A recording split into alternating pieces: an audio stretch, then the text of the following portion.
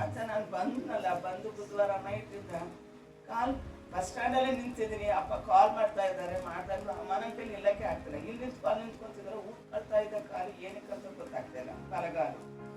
ಸರಿ, ಇಲ್ಲ ಅಮ್ಮ ಹೇಳ್ತಿದ್ರು ಪ್ರಾರ್ಥನೆ ಮಾಡಿಸ್ಕೊ, ಪಾಸ್ಟರ್ ಪ್ರಾರ್ಥನೆ ಮಾಡಿಸ್ಕೊಂತ. ನಾನು ಪ್ರಾರ್ಥನೆ ಮಾಡಿಸ್ಕೊಳಲ್ಲ, ನಾನು ಇಲ್ಲಿ ಬಂದ್ಬಿಟ್ಟಿದೀವಲ್ವಾ, ಈ ಗುಣ ಹಾಗೆ ಆಗುತ್ತೆ ಅದು ಅಂತ ಹೇಳ್ತಾನೆ ಇದೀನಿ. ಹಂಗೆ ಹೇಳ್ತಾ ಇದ್ರು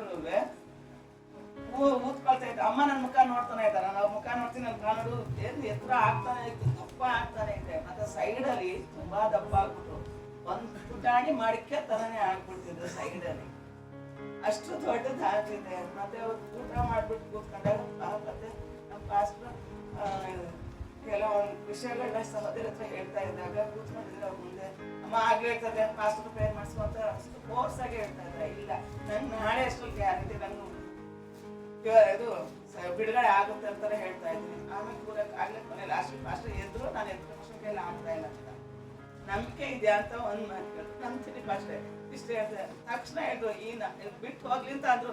ಆಗ್ಲೇ ನಾನು ಕಾಲು ನೋಡ್ಕೊಳ್ತಾ ಇದ್ದೀನಿ, ಇಲ್ಲವೇ ಇಲ್ಲ, ಅದು ಕಾಲು ಇಲ್ಲ. ಕಾಲು ಫುಲ್ಲು ಯಾಕಂದ್ರೆ ಹಿಂಗ್ ಮಾಡಿ ಎತ್ತಾ ಇದ್ದಿಲ್ಲ, ಫುಲ್ ಹಿಂಗ್ ಎತ್ತಿ ಈ ಕಾಲಲ್ಲಿ ನರಗಳು ಕಾಣಿಸ್ತಾ ಇತ್ತು, ಈ ಕಾಲಲ್ಲಿ ಏನು ನರ ಏನು ಕಾಣಿಸ್ತಾ ಅಷ್ಟು ದಪ್ಪ. ಮೇಲ್ಗಡೆ ಹಿಂಗ್ ಚರ್ಮ ಅಳ್ಳಾಡ್ತಾ ಇತ್ತು, ಒಳಗಡೆ ಏನೋ ನೀರು ತುಂಬ್ಕೊಂಡಂಗೆ ಅಳ್ಳಾಡ್ತಿಲ್ಲ, ಆ ರೀತಿ ಅಳ್ಳಾಡ್ತಿತ್ತು. ಅದೇನು ಇಲ್ಲದೆ ಚೆನ್ನಾಗಿ ಆಗ್ಬಿಟ್ಟಿದೆ. ಆಮೇಲೆ ತಿರ್ಗಾ ಸ್ವಲ್ಪ ಫಾಸ್ಟಲ್ಲಿ ಹಿಂಗೆ ಹೊರಗಡೆ ಬಂದು ಆ ಸೈಡಲ್ಲಿ ನಿಂತ್ಕೊಂಡು ಈ ಸೈಡಲ್ಲಿ ಇತ್ತಲ್ಲ ಅದೇ ಮಡ್ಕೇತಾರೆ. ನನಗೆ ಹೆಂಗ ಆಗ್ತಾ ಇದೆ ಅಂದ್ರೆ ಅದೇ ಕಾಣಿಸ್ತಾನೆ ಇಲ್ಲ, ಫುಲ್ ಮಡ್ಕೆದಾಗ ಇಲ್ಲವೇ ಇಲ್ಲ, ಅಲ್ಲಿ ಇದ್ದಾಗ ಆಗ್ಬಿಟ್ಟಿದೆ ನನ್ನ ಕಾಲಲ್ಲಿ. ಇದು ತುಂಬಾ ದೊಡ್ಡದು, ಯಾಕಂದ್ರೆ ತುಂಬಾ ದಿವಸದಿಂದ ಹೇಳ್ತಾ ಇದ್ದೀನಿ. ಇಲ್ಲಿ ಬಂದು ನನ್ನ ಅಮ್ಮನ್ಗೆ ಹೇಳ್ದೆ, ನೋಡ್ರಿ ನಾನು ಪ್ರೇಯರ್ ಕೇಳಿಸ್ಕೊಂಡ್ರು ನೋಡಿ ಎಷ್ಟು ಬೇಗ ಹೆಂಗಾಯ್ತು ಅಂತ. ನೆನೆದೊಂದು ಚೂರು ಇತ್ತು, ಈ ನೋವು ನನ್ನಲ್ಲಿ ಸಭೆ ಬಿಟ್ಟು ವರ್ಷ ಫುಲ್ ಮುಗ್ದೋಗ್ಬಿಟ್ಟು ನಾಳೆ ಇವತ್ತು ಮುಗ್ದೋಗ್ತಂತ.